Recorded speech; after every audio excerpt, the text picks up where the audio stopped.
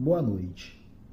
Avançando com a leitura do livro Direito Constitucional, Teoria, Jurisprudência e Questões.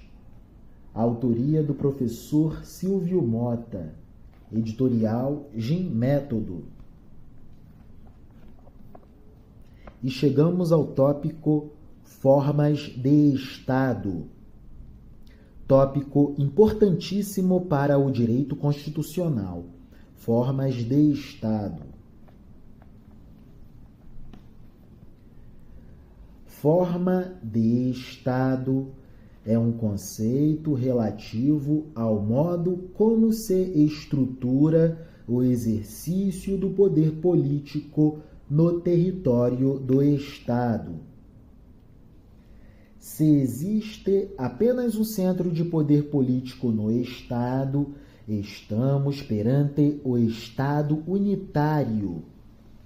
Se o Estado se organiza mantendo uma centralização política, jurisdicional e legislativa, mas permitindo que regiões possuam autonomia administrativa em maior ou menor grau, teremos um Estado regional.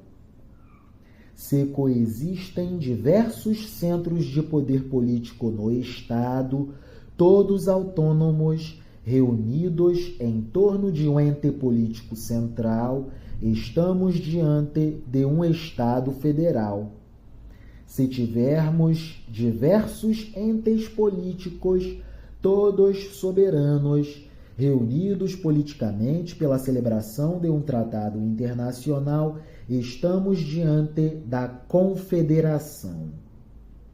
No Estado unitário, todo o poder político é centralizado em um ente.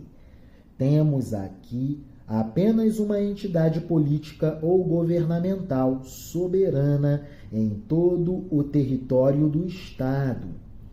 O Estado unitário caracteriza-se, portanto, pela inexistência de repartição de poderes políticos, legislativos, jurisdicionais e administrativos.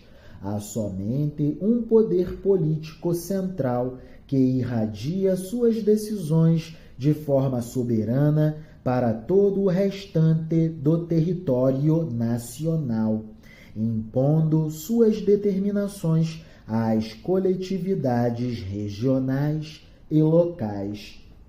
O Uruguai é exemplo de Estado unitário.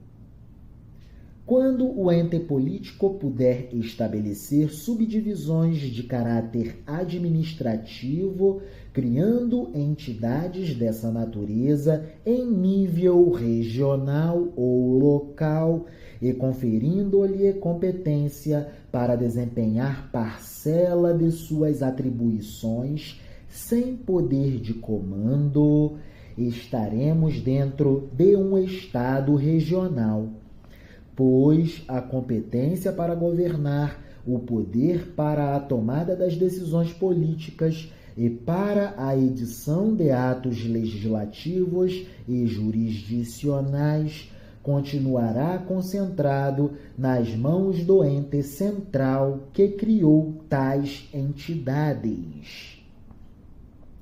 A Espanha adota uma modalidade ímpar de organização político-administrativa, o Estado autonômico.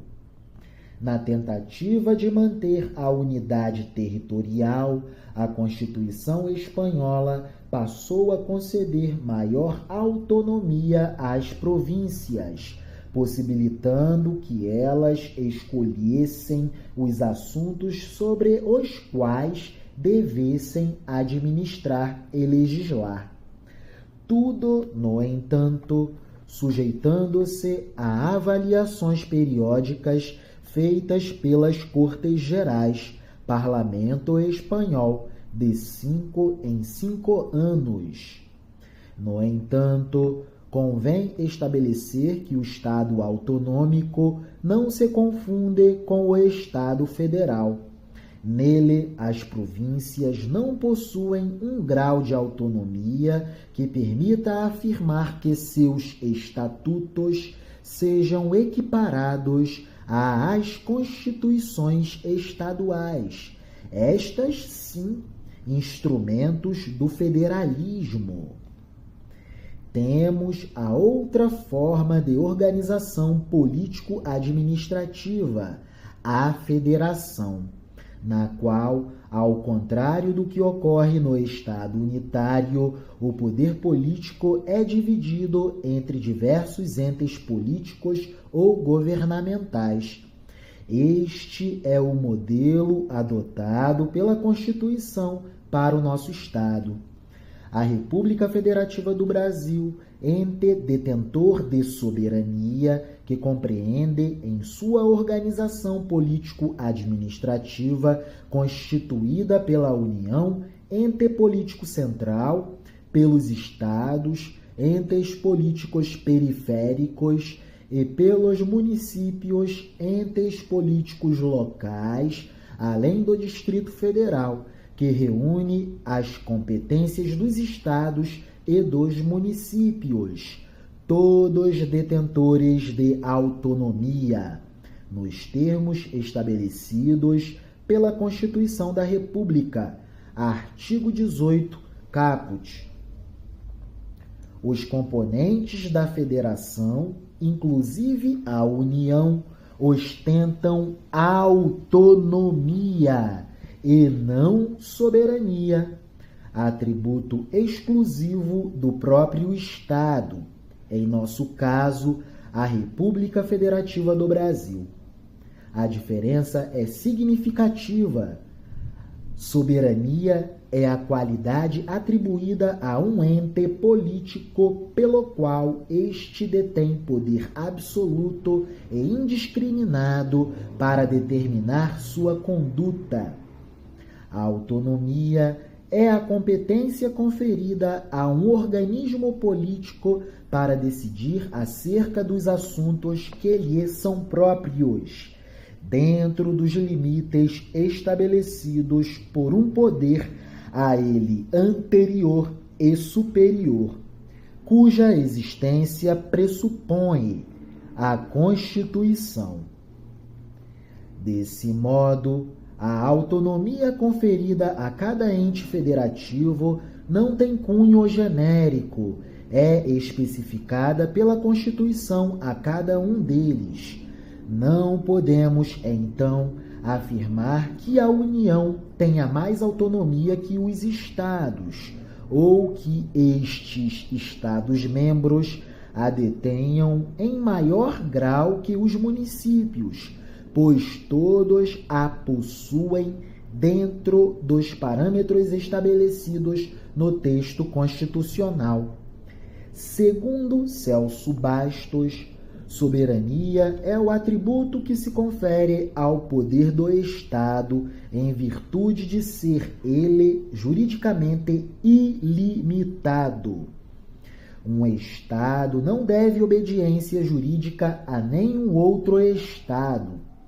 Isso o coloca, pois, numa posição de coordenação com os demais integrantes da cena internacional e de superioridade dentro do seu próprio território. Daí ser possível dizer da soberania que é um poder que não encontra nenhum outro acima dela na arena internacional, e nenhum outro que lhe esteja nem mesmo em igual nível na ordem interna.